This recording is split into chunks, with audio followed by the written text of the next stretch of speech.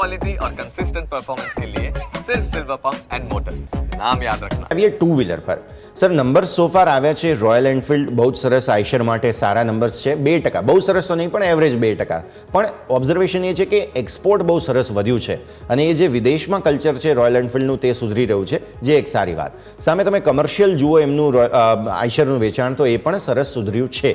બીજી તરફ તમે જુઓ સર ટીવીએસ મોટર્સના નંબર બહુ બ્રિલિયન્ટ આવ્યા છે, અમેઝિંગ નંબર્સ પોસ્ટ કર્યા છે અને ટુ વ્હીલરમાં કદાચ આ સેગમેન્ટમાં સૌથી સારા નંબર્સ તમે જોવા જાઓ તો એ કદાચ ટીવીએસ મોટર્સ જ પોસ્ટ કરી રહ્યું છે.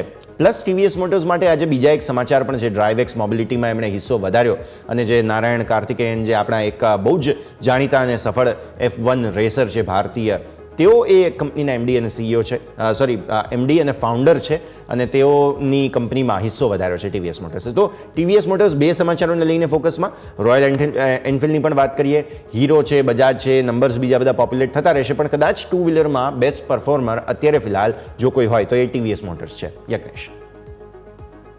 હા જી, ડેફિનેટલી ટીવીએસ મોટર્સ ઘણો એક સ્ટ્રોંગ મોમેન્ટમ દર્શાવી રહ્યું છે.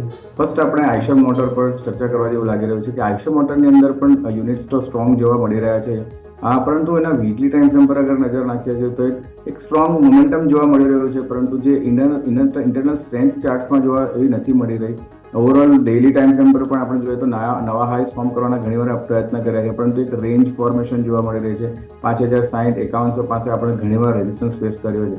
તો આઈશર મોટરને અત્યારે અવોઇડ કરવો છે જ્યાં સુધી 5100 ની ઉપર કોઈ પ્રોમિનન્ટ બ્રેકઆઉટ નથી મળતો. મારા હિસાબે અત્યારે આ કાઉન્ટરને અવોઇડ કરવું જોઈએ અને નીચેમાં આ કાઉન્ટર જે સપોર્ટ ફોર્મ કર્યું છે 4500 અને 4600 ની રેન્જ પાસે, તો આ લેવલ્સ પર રિવર્સલ મળે છે તો આપણે ફરીથી એક બાઇંગ એક ઓપોર્ચ્યુનિટી રહેલી છે, તો આ લેવલ્સ પર આપણે અવોઇડ કરવું જોઈએ.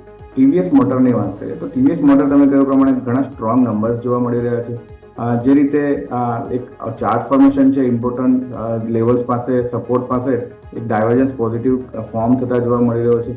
After a good down move એક કન્સોલિડેશન પણ આની અંદર કમ્પ્લીટ થતા જોવા મળી રહ્યું છે અને એક પ્રોમિનન્ટ ફોર્મેશન ઓફ બોટમ જે રિવર્સલ છે એ પણ જોવા મળી રહ્યું છે. તો મારા હિસાબે ટીવીએસ મોટરની પસંદગી આપણે રાખી શકીએ છીએ. Attractive risk two reward ratio જોવા મળી રહ્યો છે. અરાઉન્ડ લાસ્ટ ક્લોઝ છે 5450 ની અરાઉન્ડ લોંગ ઇનિશિયેટ કરી શકીએ છીએ આપણે.